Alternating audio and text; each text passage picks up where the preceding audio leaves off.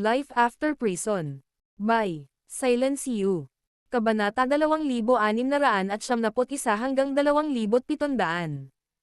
Pagkatapos noon, ikinumpas ni Jackson ang kanyang kamay, at isang guhit ng liwanag ang lumabas at lumapag sa harap ni Severin na nasa plaza. Kakabawi lang ni Severin ng kanyang kamao at nakita ang puting Jade Plague na lumulutang sa harap niya. Tiningnan niya ito nang may pagdududa. Bigla niyang narinig ang boses ni Jackson sa kanyang isipan. Severin. Ito ang concept of visualization, ang pangunahing pamamaraan ng aming angkan. Matapos masaksihan kung gaano kalakas ang iyong katawan, nais kong ibigay ito sa iyo. Umaasa ako na makakatulong ito sa iyo sa landas ng pagiging isang celestial. Nabigla si Severin dahil alam niyang bawat barbarong cultivator ay nagsimula sa pamamagitan ng pagsasanay sa concept of visualization. Ito ang unang bagay na natutunan nila sa landas ng pagiging isang barbarong cultivator. Hindi niya inaasahan na ganoon kataas ang tingin sa kanya ni Jackson. Ang barbarong pamamaraan ng pagsasanay sa lakas ng katawan ay kilala sa buong Blue Realm. Wala sa mga teknik sa pagkamit mula sa Nine Great Sacred Land ang maihahambing sa mayroon ang barbarong iyon. Nang biglang nawalan ng malay si Severin, hinawakan niya ang Jade Plague at yumuko upang magbigay pugay sa direksyon ng sagradong bundok. Nagpapasalamat ako at pinahahalagahan mo ang iyong ginawa. Kung ako ay magiging isang celestial, tiyak na maaalala ko ito. Nakita ito ni Jackson at tumango ng nakangiti. Pagkatapos noon, binawi niya ang kanyang banal na pandama at tumigil sa pagsubaybay. Sa pamamagitan ng mga pira-pirasong nakita niya sa ilog ng panahon, nalaman niya na ang kinabukasan ng kanyang angkan ay nakasalalay kay Severin. Mas mabuting tumulong ngayon kaysa magbigay ng regalo upang batiin ang kanyang tagumpay. Samantala, nanlaki ang mga mata ni Tristram at nakaramdam ng kawalan ng paniniwala nang makita niya ang Jade Plague na lumulutang sa harap ni Severin. Iyan ba ang concept of visualization? Naisip ni Tristram. Bilang prinsipe ng barbaro, walang dahilan para hindi niya ito makilala. Nag-aatubili lang siyang tanggapin ang katotohanan dahil alam niya kung gaano kahalaga ang concept of visualization. Bukod dito, hindi niya inaasahan na bibigyan ng Grand Priest si Severin ng ganito kaalagang attainment technique. Dumagundong ang kanyang puso sa pagkabigla at galit. Lubhang nagbago ang kanyang saloobin kay Severin. Ang kanyang tingin kay Severin ay naging matindi at magalang. Hindi ko alam na ganoon kataas ang tingin ng dakilang pari sa kanya. Ibig sabihin ba noon ay nakasalalay sa kanya ang kinabukasan ng ating angkan? Naisip ni Tristram. Kinontrol niya ang kanyang emosyon, ngumiti, at magalang na sinabi. Hindi nakakapagtaka na kinukuha ka ni matandang Adrian bilang kanyang mga personal na disipulo. Alam kong mataas ang iyong kakayahan pero hindi ko alam na ganito rin kalakas ang iyong katawan.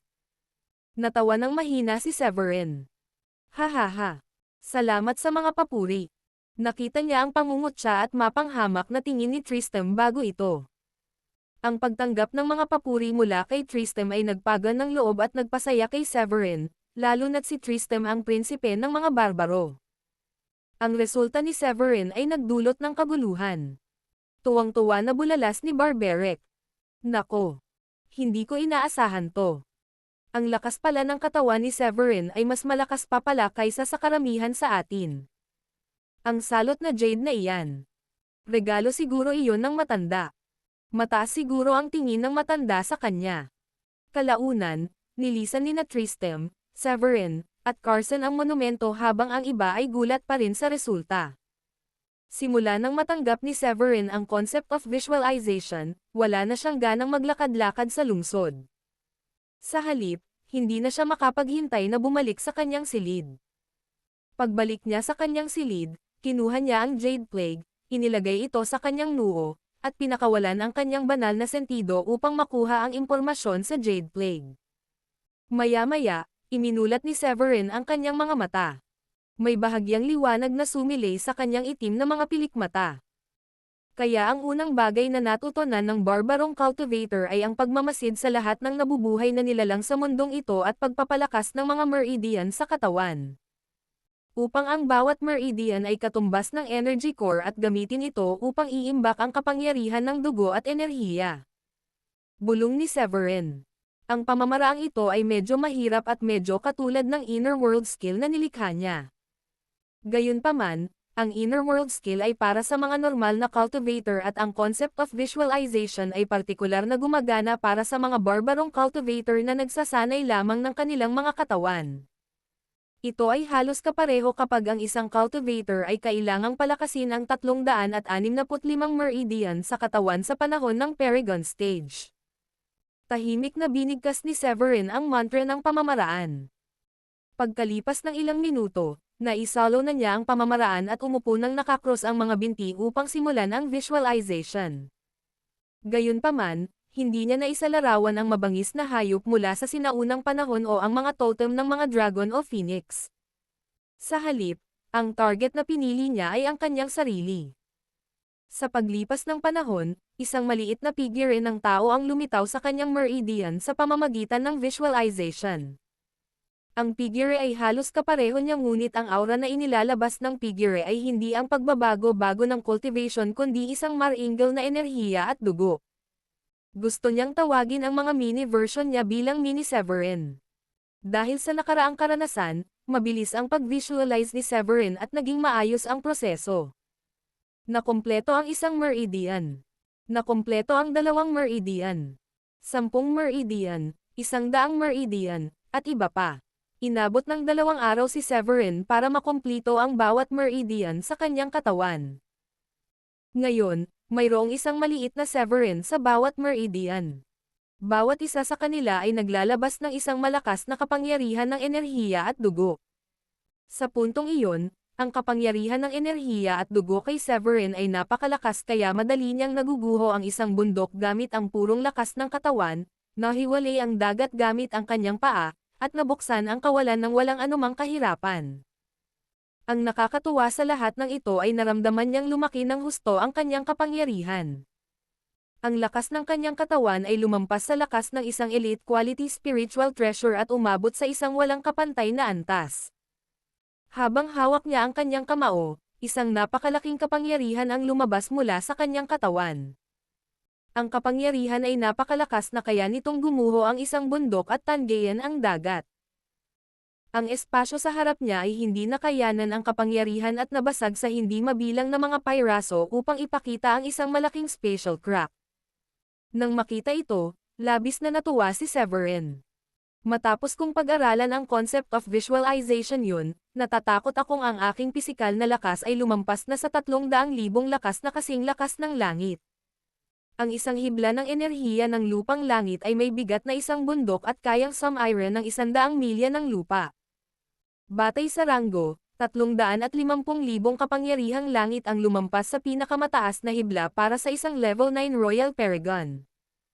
Sa katunayan, lumampas ito sa bilang ng mga hibla na taglay din ng isang level 2 Supreme Paragon. Sa tinatayang pagtatantya, naniniwala si Severin na madali niyang mapapatay ang sinumang Supreme Paragon na mas mababa sa level 3. Matapos magsanay sa concept of visualization, nagkaroon din siya ng bagong pananaw sa lakas ng kanyang katawan. Ginamit niya ang pamamaraan upang mailarawan ang kanyang sarili at lumikha ng maraming mini Severin upang ilagay ang mga ito sa bawat meridian ng kanyang katawan. Kahit na ito ang mini na bersyon ng kanyang sarili, ito ay medyo mapurol at mahina. Pakiramdam niya ay marami pa ring puwang para sa pagpapabuti. Paano kung may malay ang mini Severin? At palakasin din ang kanilang mga meridian. Mas mapapabuti ba nito ang aking pisikal na lakas at makakatulong sa pagpapalaki ng aking katawan? Isang ideya ang pumasok sa kanyang isipan. Nanigas ang kanyang katawan na parang nakatuklas siya ng isang bagong mundo. Hindi nag-aksaya ng oras si Severin at nagsimulang mag-eksperimento. Hindi siya ang tipo ng taong magpapaliban ng matagal. Kapag nasa isip na niya ang ideya, kailangan niya itong isagawa agad dahil baka malungkot siya. Sa sandaling iyon, maging ang langit at lupa ay tumutulong kay Severin. Unti-unti siyang nahulog sa isang estado ng epiphany.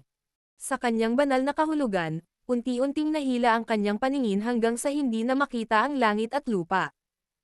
Ang natitira na lang sa kanyang buntong hininga ay ang hindi mabilang na banal na kadena ng kaayusan na nakabitin sa ere.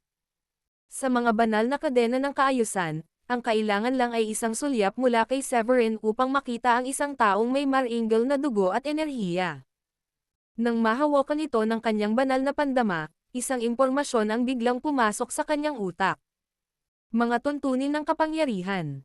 Nakikita ko na ngayon. Ginagamit ko ang aking katawan bilang isang sisidlan. Sanayin ito hanggang sa punto kung saan ang aking isip at katawan ay pantay na malakas at marahil iyon ang isa sa mga kinakailangan sa pagiging isang celestial. Labis na natuwa si Severin matapos malaman ang impormasyon. Huminga siya ng malalim at pinigilan ang kanyang kagalakan. Pagkatapos nito, nagpatuloy siya sa pagsasanay. Batay sa kanyang mga natuklasan, kinailangan niyang hayaan ang bawat mini Severin na magkaroon ng kamalayan upang magkaroon sila ng sarili nilang inner world at mapataas ang dami ng kapangyarihan ng enerhiya at dugo. Tinawag ni Severin ang pamamaraang ito na Godly Meridian. Sa gitna ng kanyang epiphany, natapos niya ang pagsipsip ng mga patakaran ng kapangyarihan. Pagkatapos ay agad niyang ginamit ang kanyang banal na sentido at hinati ito sa daan-daang hibla upang makapasok sa isip ng bawat mini Severin. Sa kanyang plano, ang banal na sentido ay makakatulong sa mini Severin na umunlad at magkaroon ng sarili nilang isip. Ito ay isang mahirap na gawain. Kahit ang isang level 9 Supreme Paragon ay hindi makakamit ito. Gaya ng kasabihan, hindi dapat magkaroon ng dalawang isip ang isa. Ito ay naaangkop din sa isang cultivator. Kung ang bawat mini Severin ay may sarili nitong isip, magkakaroon ng daan-daang magulong kaisipan na umaalingaw-ngaw sa kanyang isipan. Gayunpaman, nakaisip na si Severin ng paraan upang harapin ito. Ang energy core sa katawan ng tao ay maaaring hatiin sa tatlong bahagi, ang lower energy core, ang middle energy core, at ang upper energy core. Ang lower energy core ay ginagamit upang baguhin ang kapangyarihan tungo sa spiritual energy at refined mana. Ang middle energy core ang responsable sa pagbabantay sa meridian.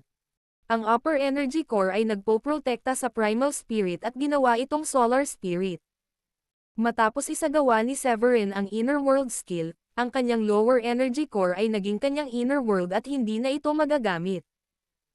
Ang upper energy core ay mayroong kanyang primal spirit at hindi na ito maaaring baguhin sa ibang bagay. Kung may mangyari sa kanyang primal spirit, maaari siyang mawalan ng memorya o maging dimensya. Ang natitira ay ang middle energy core.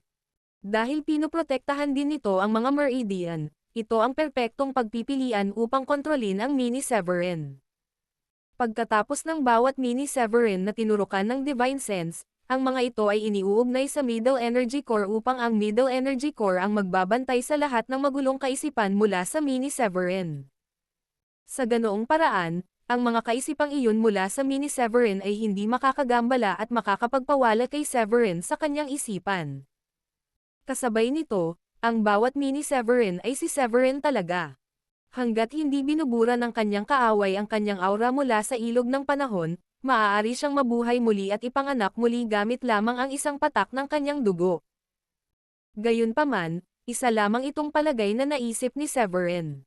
Ang pinakamahalagang bagay ngayon ay ang lumikha at mapanatili ang mga mini Severin na iyon sa bawat isa sa kanyang mga meridian. Kinokontrol ang mga ito upang makatulong ang mga ito sa pagbibigay ng lakas ng dugo at enerhiya sa katawan ni Severin at nakatulong upang palakasin ang kanyang katawan.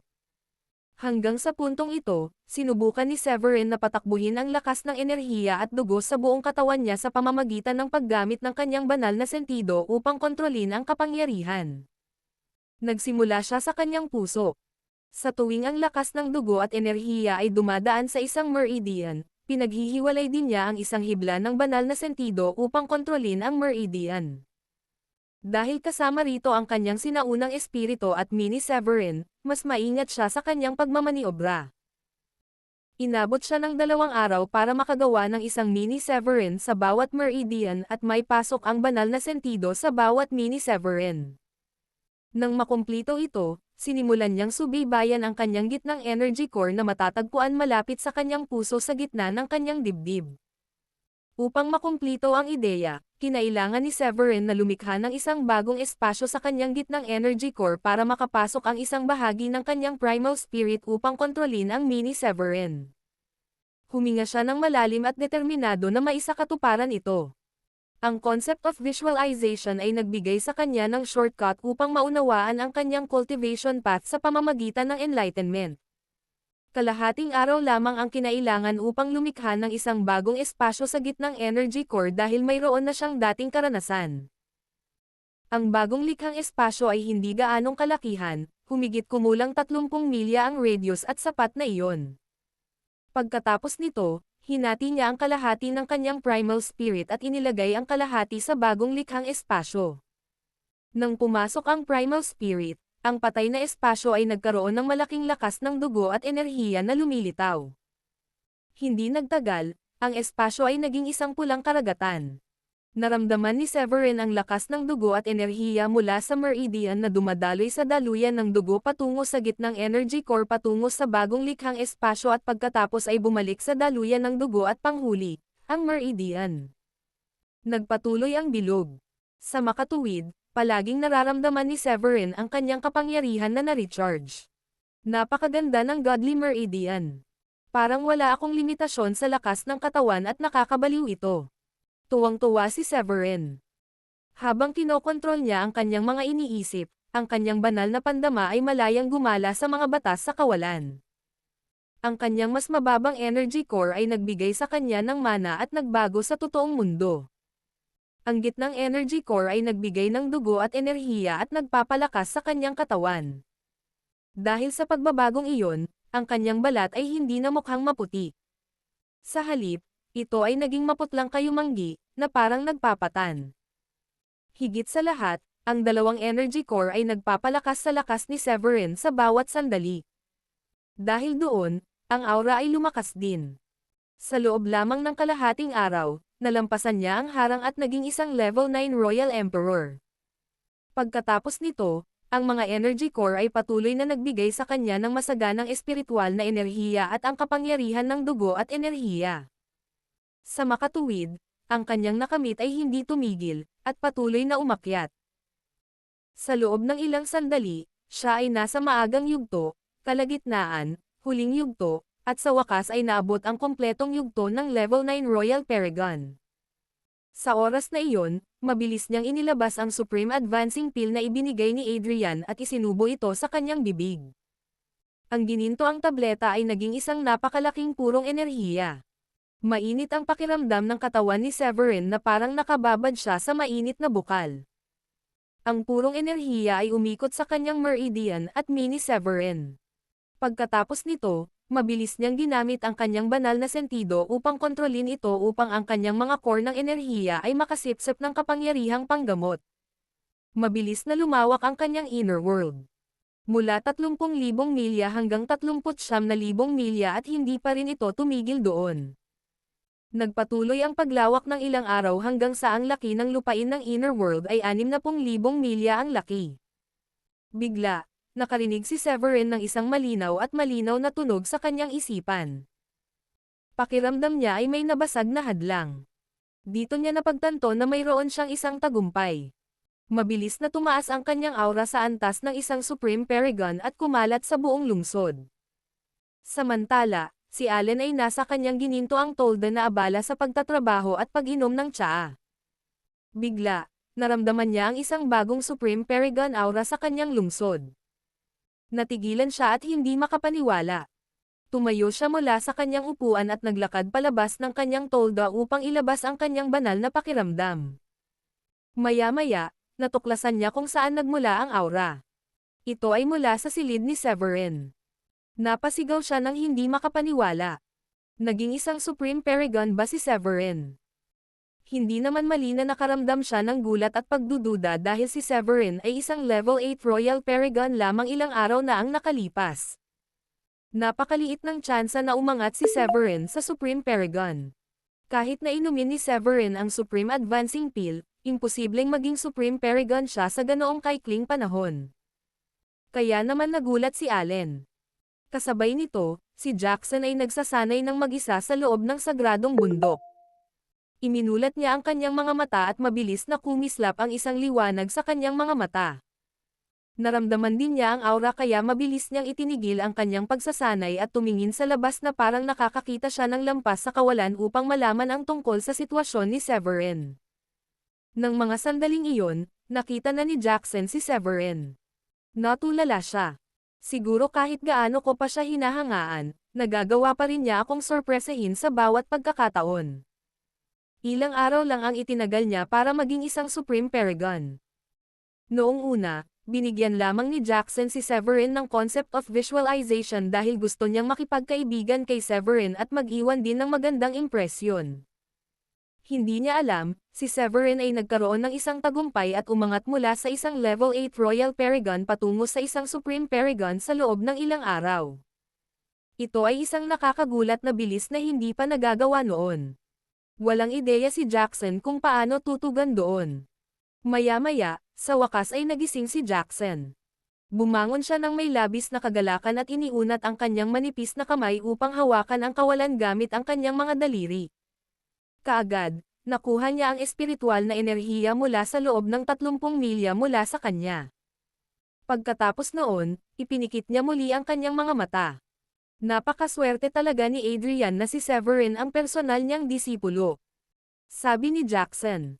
Naakit ang atensyon ng mga tao sa Royal City nang bigla ang paglitaw ng aura ng isang Supreme Paragon, ng mga anomalya, at ng mayamang aura na ikinulong ni Jackson. Anong nangyayari? Supreme Paragon. May isang taong naging isang Supreme Paragon. Sino kaya yan? Ang Grand Priest ang talagang nakakuha ng espiritual na enerhiya ng langit at lupa para sa kanya. Pagbalik sa kwarto ni Severin, nakatuon si Severin sa pagbasag sa harang ng susunod na yugto kaya wala siyang ideya kung ano ang nangyayari sa labas ng kanyang kwarto. Gamit ang kanyang banal na pandama, sinuri niya ang kanyang katawan at pinanood ang inner world na lumawak ng husto habang pinipigilan ang kanyang hininga at binabantayan ang kanyang puso. Habang patuloy siyang nagsasanay, unti-unting hinihigop ng kanyang mga energy core ang napakalaking kapangyarihang medikal. Sa tulong ng Godly Meridian, naramdaman niya ang dami ng dugo at enerhiya sa kanyang katawan na tumaas ng husto at kumukulo na parang mainit na tubig. Ang inner world sa kanyang mas mababang energy core ay sumasailalim sa isang marahas at napakalaking pagbabago. Nang lumawak ang laki ng lupa ng inner world sa 60,000 milya, ang prinsipyo ng mga batas ay naging banal na kadena ng kaayusan na lumilitaw sa kawalan. Ang mga bituin, araw, at buwan sa kalangitan ay kumikinang sa malaking liwanag. Hindi mabilang na enerhiya ng langit at lupa ang sumabog mula sa sirang kawalan at sumanib sa lupa. Matapos masaksihan iyon, mabilis na sinanay ni Severin ang kanyang teknik sa pag-abot upang pagtibayin ang kanyang aura at cultivation. Para maging isang Supreme Paragon ang isang ordinaryong practitioner, ang pinagmulan ng isang martial arts ay dapat na maisama sa energy core ng isang tao. Ang matagumpay na pag-asimila ng pinagmulan ng martial arts ay nagbibigay ng kakayahang ipakilala ito bilang nasa salat na kapangyarihan ng langit at lupa, na hinuhubog ang mga ito upang maging sariling paraan. Sa pagsasagawa ng isang banal na pamamaraan, maaaring gamitin ng isang tao ang kapangyarihan ng kalawakan at hiramin ang mga panuntunan ng langit at lupa. Para sa isang taong tulad ni Severin na nagsasanay nito, ang kanyang panloob na mundo ay nakaranas ng isang malalim na pagbabago sa isang iglap kung saan 3,000 batas ang nagtagpo at nag-iipon. Ang kasanayan sa pag-espada, at ang asensya ng 5 elemento, ay pawang naglalaban-laban upang maipahayag ang kanilang mga sarili ng lubusan. Bukod pa rito, ang pisikal na husay ni Severin ay sumailalim sa patuloy na pagpapalakas habang pinipino niya ang Godly Meridian Method. Sa isang panandaliang sandali, ang kanyang lakas ay lumampas sa 400,000 unit, nakapantay ng mga level 5 Supreme Paragon Practitioner. Maging ang barbarong hari, si Allen, ay nagtataglay ng pisikal na lakas na mula 500,000 hanggang 600,000 unit lamang. Sa karagdagang pagpapalakas ng kanyang tagumpay gamit ang ilang 8th grade pills, unti-unting iminulat ni Severin ang kanyang mga mata. Habang nakatitig sa madilim na kalangitan, naramdaman niya ang nalalapit na nakakakilabot na kapigatian. Dahan-dahan siyang bumangon at sinabing, kailangan ang mga paghihirap para maging tunay na Supreme Paragon ang isang nagsasanay. Pagkatapos ay nawala si Severin sa kanyang kinaroroonan, at ilang sandali pa ay lumitaw libu-libong milya sa itaas ng Royal City. Humakbang siya sa mga mahiwagang ulap at nakatayong nakabitin sa ere, nakatingala sa langit. Habang ang kanyang mga mata ay sumusulyap sa abot-tanaw, ang maitim na ulap na puno ng kidlat at kulog ay nagsimulang magsama-sama ng may nakababahalang bilis. Tila nababalot ng mga kapangyarihan ng langit at lupa, inihanda ni Severin ang kanyang sarili para sa paparating na pagsalakay ng langit. Sa isang iglap, isang malaking kidlat na may bahid ng pulang kulay ang sumugod patungo sa kanya, humawi sa maitim na ulap at inaabot siya gamit ang isang nadaramang mapanirang puwersa. Hindi natitinag, marahas na ginamit ni Severin ang kanyang mana, pagkatapos ay itinaas ang kanyang ulo upang bumuo ng isang malakas na suntok. Isang nakasisilaw na liwanag, nakahawig ng hindi mabilang na mga bituin, ang tumakip sa kanyang palad at nagliwanag sa buong kalangitan. Sa isang paghagis ng kanyang stellar punch, ang kidlat ay sumabog at naging mga piraso na tumakip sa kalangitan. Gayunpaman, ang kanyang ginawa ay tila lalong nagpagalit sa kalangitan. Dumating sa kanya ang mga kulog na pagsalakay ng may mas matinding lakas, tipikal ng mga paghihirap na dumarating sa isang level 1 Supreme Paragon. Samantala, sa Royal City, pinanood ni Carson ng may lumalaking pag-aalala habang tumitindi ang kapigatian ng higit pa sa kanyang inaasahan. Sa kabila ng kanyang unang tiwala sa mga kakayahan ni Severin, tumitindi ang mga pangamba ni Carson sa bawat pagtaas ng pag-aalsa. Ang pangalawang kapighatyang ito ay umabot na ng higit pa sa isang Supreme Paragon. May 7 pang darating. Iniisip ko kung malalampasan niya ito. Ang pagtanggap ng ganitong makalangit na kapigatian ay isang bagay na kailangang harapin ng bawat practitioner bago maging isang Supreme Paragon. Sa pamamagitan ng pagligtas dito, ang isa ay tatanggapin bilang isang tunay na Supreme Paragon. Ang pagkabigo at pagkamatay nito ay isang bunga na dapat tanggapin. Noong una ay positibo si Carson tungkol dito, naniniwalang tiyak na magtatagumpay si Severin. Gayunpaman, ang pagtaas ng intensidad ay nagsimulang mag-alala sa kanya. Gayunpaman, si Severin ay determinado sa kabila ng mga pag-aalala ng mga Carson, habang hinarap niya ang kapigatian ng may mapanghamong pagngisi na tila tinatrato ang kulog ng may paghamak. Tumaas siya at umungol, tinawag ang Oculus Blade. Ito ang kanyang proteksyon na banal na sandata, na tumakip sa kanya ng isang malakas at walang kapantay na sword wheel. Nang walang segundong natitira, sumugod si Severin sa gitna ng kapigatian.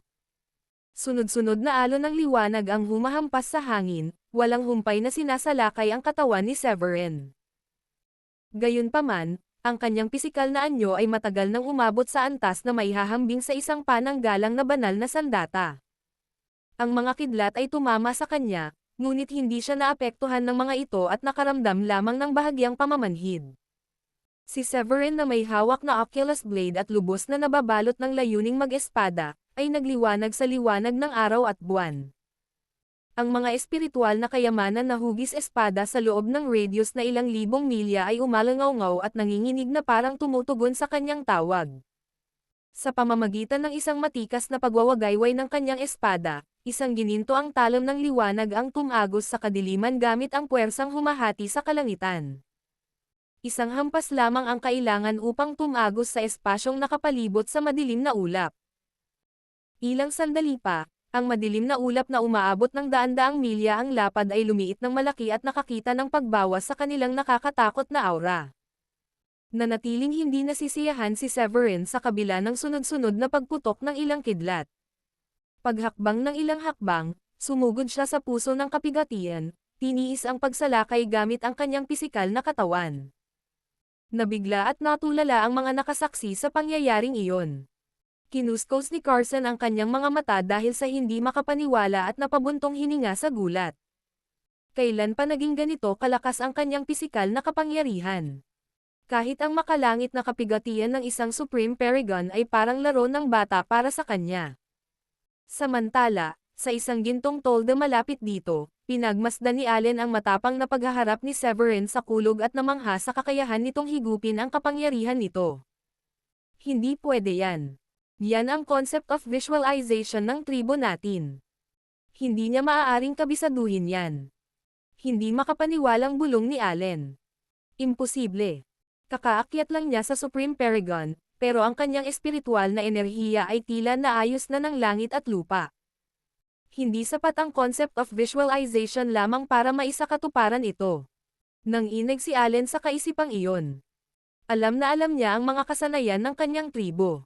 Ang mga nagsasanay na dalubhasa sa concept of visualization ay karaniwang nagpapakita ng pisikal na lakas na humigit kumulang 200,000 unit pagkatapos maabot ang Supreme Paragon na katayuan. Gayunpaman, tila nalampasan ni Severin ang kahit 300,000 unit, na mas lalong pinatingkad ng kanyang kahusayan sa mana. Sa isang maringal na palasyo malapit sa gininto ang Tolda, blankong nakatingin si Tristram sa kalangitan. Ang mabilis na pag-akyat ni Severin sa Infinite Strength Monument ilang panahon na ang nakalipas ay nagpalaki ng kawalan ng kapanatagan ni Tristram. Mas lalong lumaki ang agwat sa pagitan nila, at nagpasya siyang pumasok sa pag-iisa sa sandaling bumalik siya sa kanyang silid. Ang mga kilos ni Severin sa loob ng kidlat ay tila ikinainis ni Tristram, na nagpaparamdam sa kanya na walang magawa sa katotohanan ng gayong kahangahangang kapangyarihan. Para sa kanya si Severin ay parang isang hindi malalampasan na tuktok na palaging mananatiling hindi maabot sa kabila ng pagsisikap. Nang makita ang pag-urong ng madilim na ulap matapos masipsip ni Severin ang kulog, mapang-uyam na sinabi ni Tristram. Maaaring siya ang pinakabatang Supreme Paragon sa kasaysayan ni Blue Realm.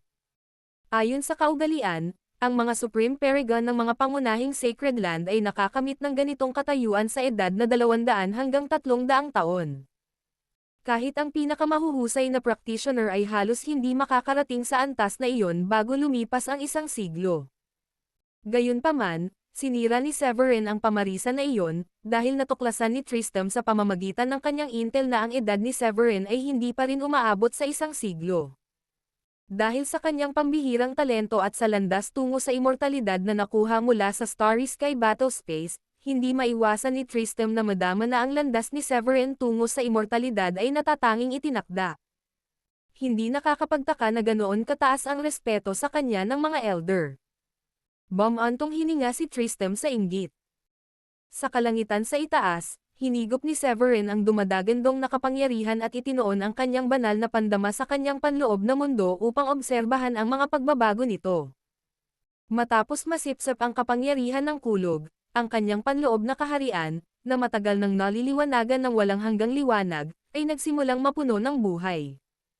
Ang buhay ay hindi nagpakita bilang mga bulaklak, halaman, o puno, kundi bilang mga ibon at hayop. Sa wakas ay isinama ng panloob na mundo ni Severin ang kompletong mga batas, na nagbigay daan sa kanya upang gamitin ang enerhiya ng kulog upang baligtarin ang pagkawasak at pagyamanin ang sigla. Nang masaksihan iyon, huminga ng malalim si Severin at nilalanghap ang ulap, itinutulak ang enerhiya sa loob patungo sa kanyang panloob na mundo. Habang humuhupa ang kulog, ang langit at lupa ay naging isang matingkad na tanawin ng mga ginintoang lotus na nag-aadorno sa kalangitan.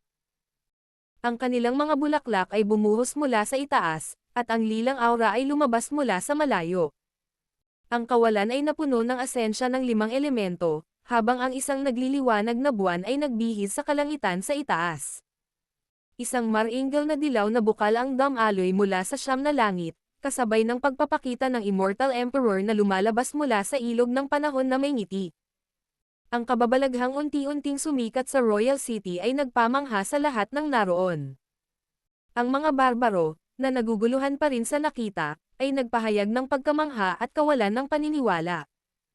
Hindi ko inakalang makakamit ni Severin ang ganitong tagumpay.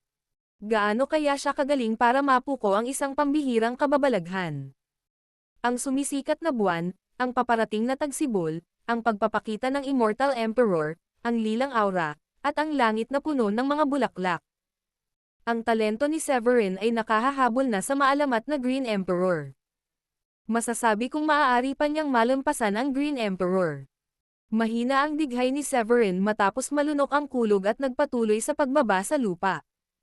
Ibinaling niya ang kanyang banal na pandama sa buong lupain at natulala ng marinig ang papuri at paghahambing sa iginagalang na Green Emperor.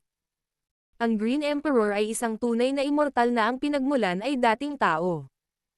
Walang hangganan ang paggalang ni Severin sa kanya. Si Carson ang unang lumapit kay Severin, at mayroon siyang napakalaking ngiti na maaaring isipin ng isa na parang napipilitan ang kanyang mga kalamnan sa mukha. Binabati kita. Nakakagulat ang tagumpay mo. Nagawa na niyang pumatay ng isang Level 2 Supreme Paragon bago pa man siya makalusot sa pagiging isang Supreme Paragon, kaya makatuwiran naman na kaya niyang pumatay ng isang Level 3 Supreme Paragon pagkatapos ng pambihirang tagumpay. Dati ay 6 na Supreme Paragon lang ang nasa Grundy Uno Sacred Land, at natural lang na natuwa si Carson na nadagdag pa sa bilang si Severin. Masyado kang mabait. Swerte mo lang. Ngumiti ng mahinhin si Severin. Bago pa man magpatuloy ang usapan, sumulpat si Allen sa harap nila at tumawa ng malakas. Kamangha-mangha ang iyong kapalaran, Severin. Kahit ang maharlikang tulad ko ay naiinggit sa iyong kahanga-hangang pangangatawan. Bilang tugon, si Severin ay lumikha ng isang siksik na piraso ng liwanag na naging isang linya ng banal na kasulatan. Ito ang kulminasyon ng kanyang mga pagsisikap sa pagpino ng Godly Meridian. Matapos makuha ang teknik na iyon, ikinumpas ni Severin ang kanyang kamay at ibinahagi ang kaalaman kay Allen. Ang teknik na ito ng pagpapatibay ng katawan ay nagmula sa concept of visualization ng barbarong tribo. Kung iisipin, malaki ang utang na loob nito sa gabay ng ating Grand Priest. Kung wala ito, wala sana tayong ganitong epektibong paraan upang palakasin ang ating katawan. Habang sinasalo ni Allen ang impormasyon, namangha siya sa kalidad nito at nabigyang inspirasyon ng konseptualisasyon nito. Bago pa siya makapagtanong pa, isiniwalat ni Severin na nakamit ito sa pamamagitan ng isang kompletong deduksyon ng concept of visualization. Gulat na tanong ni Allen. Nahinuha mo ba ng buo? Nanlaki ang mga mata ni Allen, at nakaramdam siya ng matinding kaguluhan sa loob niya. Malinaw niyang naunawaan ang malalim na bentahe na ibinibigay ng pamamaraang Godly Meridian, dahil ito ay isang pagpapahusay sa concept of visualization ng kanyang angkan. Ang huli ay nagpapagaan lamang sa pisikal na katawan ng isang tao sa limitadong lawak, ngunit ang pamamaraan ni Severin ay pinagsiksik ang lahat ng meridian sa isang masikip na espasyo. Ang bawat selula ay sumailalim sa isang pagbabago at halos magmukhang isang maliit na energy core kung saan maaaring maiimbak ang mahahalagang enerhiya at dugo. Maaaring gamitin ng isang Level 1 Supreme Paragon ang pamamaraang iyon upang mapataas ang kanilang lakas sa isang Level 3 Paragon. Para sa mga barbaro, ang pamamaraang iyon ay higit pa sa anumang divine weapon dahil sa kung paano nito pinapalakas ang tunay na kapangyarihan ng isang tao sa halip na umasa sa mga panlabas na artifact. Ang pagkakaiba sa pagitan ng isang protective divine weapon at ang tagumpay ng isang tao ay ang una ay panlabas habang ang huli ay panloob. Huminga ng malalim si Allen at bumalik sa kanyang katinoan. Nagpakita ng isang mahigpit na ekspresyon, yumuko siya ng may paggalang kay Severin at sinabing, "Hindi malilimutan ang iyong kabutihang loob sa mga barbaro." Pagkatapos ay naalala niya ang dati niyang pagtutol sa mungkahi ng dakilang pari na bigyan si Severin ng ilang kasanayan. Sa pagbabalik tanaw, natuwa siya sa kanyang mga ginawa. Inaasahan niya na ang concept of visualization ay mauuwi sa pagkawasak, ngunit mas mahusay ang ginawa ni Severin at binigyan siya ng isang pinahusay na bersyon nito. Ngumiti si Severin at ikinumpas ang kanyang kamay, na nagpapadala ng isang di nakikitang puwersa upang ituwid si Allen. Hindi mo kailangang maging ganoon kakumbaba. Ang Regalong ito ay isa lamang maliit na tanda ng aking pasasalamat sa lahat ng ginawa ng mga barbaro para sa akin. Dahil hindi alam ang konteksto ng paggalang ni Allen kay Severin, ang ibang mga barbarong nasa malapit ay nagpalitan ng nagtatakang tingin ng masaksihan ang hindi pangkaraniwang reaksyon ng kanilang pinuno. Anong nangyayari? Bakit biglang nagbibigay ng ganitong pagpupugay ang kamahalan kay Severin? Anong klaseng kasanayan ang makapagbibigay ng ganitong paggalang mula sa ating hari? Mataas ang ranggo natin sa mundong ito, at ang mga ganitong kilos ay dapat lamang para sa ating mga ancestor at mga Diyos. Hindi sila pinansin ni Allen sa mga bulong-bulungan dahil alam niyang ang pagbubunyag ng pamamaraan ng Godly Meridian ay magpupukaw ng matinding emosyon sa kanyang mga tao. Isa lamang sa bawat milyong nagsasagawa ang maaaring maging isang Supreme Paragon sa pamamagitan ng tradisyonal na pamamaraan ng pag-unawa sa concept of visualization.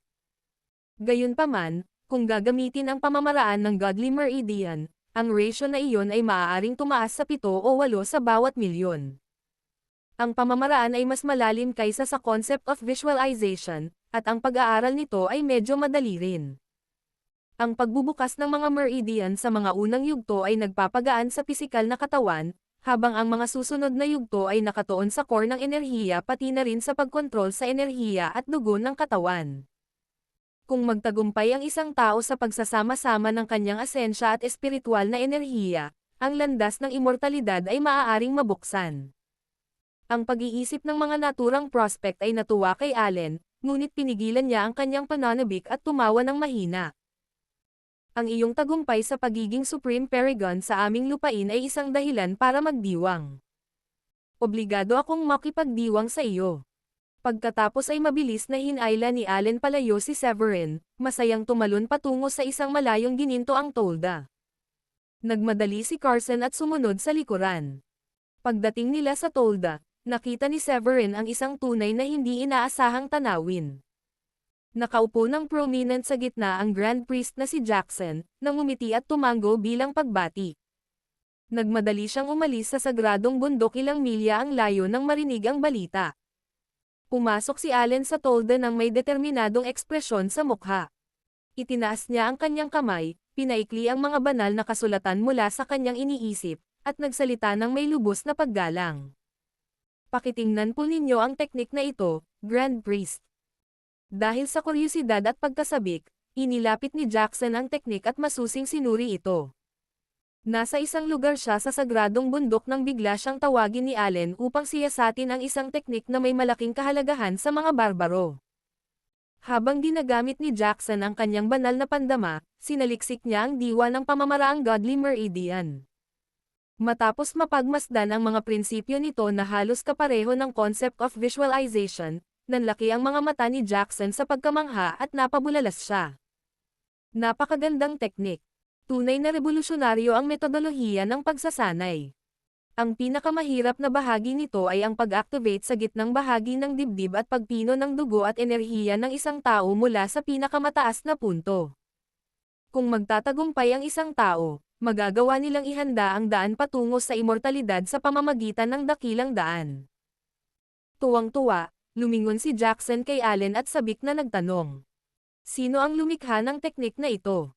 Ngumisi si Allen at sinabing, walang iba kundi si Severin, na ang kasama natin ay ikinagagalak naming makasama ngayon.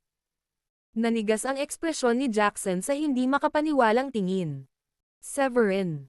Pagkatapos ay humiling siya ng hindi makapaniwala at sinabing, inakala kong gawa iyon ng kalahating immortal na iyon, hindi ko inakalang si Severin pala iyon.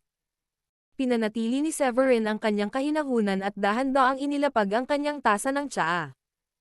Hindi ko na ipahayag ng maayos ang aking pasasalamat sa iyo kanina, kaya umaasa ako na ang paraang ito ay sapat na bilang tanda ng aking taos-pusong pasasalamat. Napatalon si Jackson mula sa kanyang upuan sa gulat. Sigurado ka ba, Severin? Maaaring hindi maintindihan ng ibang tao ang halaga nito, ngunit alam ni Jackson kung gaano ito kahalaga. Hindi kalabisan na sabihing mas mainam ito kaysa sa concept of visualization ng mga barbaro.